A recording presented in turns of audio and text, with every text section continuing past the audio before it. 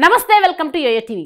ఏపీలో అసెంబ్లీ ఎన్నికల హడావుడి మొదలైంది. ఇంకా పొత్తులు లెక్కలు తేలక టీడీపీ జనసేనలు ప్రచార హడావుడి మాత్రం షురూ చేసేశాయి. మరోవైపు సీఎం జగన్ మాత్రం పలు నియోజకవర్గాల అభ్యర్థులను మారుస్తూ ప్రణాళికలను సిద్ధం చేసుకుంటోంది. అందులో భాగంగా అధికార పక్షం గత ఎన్నికల్లో ఓడిన స్థానాలతో పాటు ఈసారి టీడీపీకి పట్టు ఉన్న స్థానాల్లో గెలిచేందుకు వ్యూహాలు రచిస్తోంది. ప్రధానంగా టీడీపీ ఎమ్మెల్యే ప్రముఖ హీరో నందమూరి బాలకృష్ణ ప్రాతినిధ్యం వహిస్తున్న హిందూపురంపై వైసీపీ కన్నుపడింది. ఈసారి ఎన్నికల్లో ఎలాగైనా గెలవాలని హిందూపురం వైసీపీ నియోజకవర్గ సమన్వయకర్తగా టీఎస్ దీపికను నియమించారు. హిందూపురం నియోజకవర్గ తెలుగుదేశం పార్టీకి హిందూపురం కంచుకోట.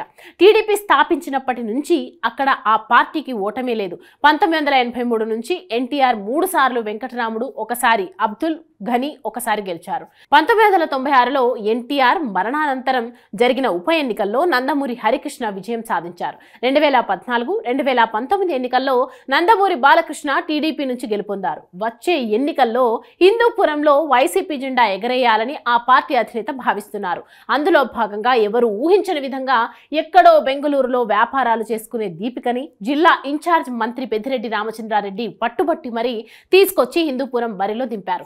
ఈసారి హిందూపురం కంచుకోటను బద్దలు కొట్టడానికి పక్కాగా వ్యూహాలు రచిస్తోంది వైసీపీ. అందులో భాగంగా బీసీ మహిళా కార్డుని తెరపైకి తీసుకొచ్చింది వైసీపీ. హిందూపురం నియోజకవర్గంలో ముస్లిం, బీసీల ఓట్లు అత్యధికం. హిందూపురం పట్టణంలోనూ ముస్లిం ఓట్లు, రూరల్ ప్రాంతాలలో బీసీల ఓట్లు నిర్ణయాత్మకంగా ఉన్నాయి. హిందూపురంలో మహిళా అభ్యర్థులకు ఏ పార్టీ కూడా టికెట్ ఇవ్వలేదు. ఆ లెక్కతోనే వచ్చే ఎన్నికల్లోనూ బాలయ్యను ఓడించేందుకు బీసీ మహిళ అస్త్రం ప్రయోగించాలని వైసీపీ సిద్ధమైంది. హిందూపురంలో ఇప్పటి వరకు ఏ పార్టీ కూడా ఓ మహిళకు టికెట్ ఇవ్వలేదని, గెలిపించుకుంటే దీపికను మంత్రి పదవి కూడా ఇస్తారని వైసీపీ ప్రచారం మొదలుపెట్టింది. ఆ క్రమంలో హిందూపురం వైసీపీ కార్యక్రమాలు అక్కడ అభ్యర్థిని కంటే ఎక్కువగా చూసుకుంటున్నారు మంత్రి పెద్దిరెడ్డి రామచంద్రారెడ్డి. అయితే టీడీపీ కంచుకోటలో వైసీపీ గెలుపు అంత ఈజీ కాదంటున్నారు. అందుకు కొన్ని లెక్కలు కూడా చెప్తున్నారు రాజకీయ విశ్లేషకులు. ఎందుకంటే హిందూపురంలో ముస్లింలు, బీసీలే చాలా కీలకం. ఈ నియోజకవర్గంలో 60,000 ముస్లిం సామాజిక వర్గ ఓట్లున్నాయి. ఇక 90,000 మంది బీసీ ఓటర్లున్నారు. సహజంగా టీడీపీకి బీసీల పార్టీ అన్న పేరుంది. హిందూపురం నుంచి తెలుగుదేశం పార్టీ ఎన్టీఆర్ తర్వాత బీసీ అభ్యర్థులను బరిలోకి దింపింది. వారిని కూడా మంచి మెజారిటీతో గెలిపించారు అక్కడ ఓటర్లు. ఇప్పుడు ఆ గెలిచిన మాజీ ఎమ్మెల్యేలు టీడీపీ తరపున బాలయ్యకు అండగా ఉన్నారు.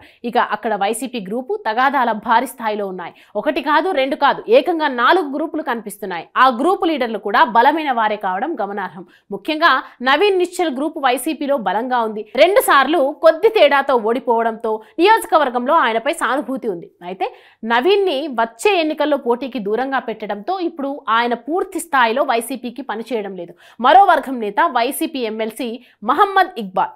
ముస్లింలలో అంతో ఇంతో పలుకుబడి ఉన్న ఆయన వచ్చే ఎన్నికల్లో హిందూపురం నుంచి వైసీపీ అభ్యర్థిగా పోటీ చేస్తారని అందరూ భావించారు.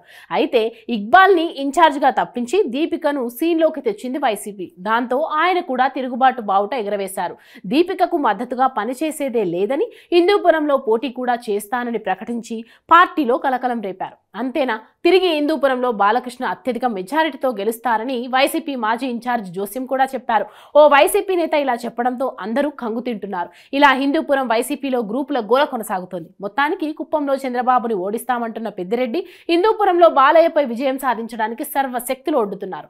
పేరుకి దీపిక అభ్యర్థి అయినా హిందూపురంలో అన్ని తానే అయి చూసుకుంటున్నారు పెద్దిరెడ్డి. ఇటు బాలకృష్ణ, అటు పెద్దిరెడ్డి రామచంద్రారెడ్డి ఇద్దరు హేమీలు నియోజకవర్గంలో తిరుగుతూ రాజకీయం హీట్ పెంచుతున్నారు. అయితే హిందూపురంలో లెజెండ్ స్పీడ్ కి వైసీపీ ఏమాత్రం బ్రేకులు వేస్తుందో చూడాలి.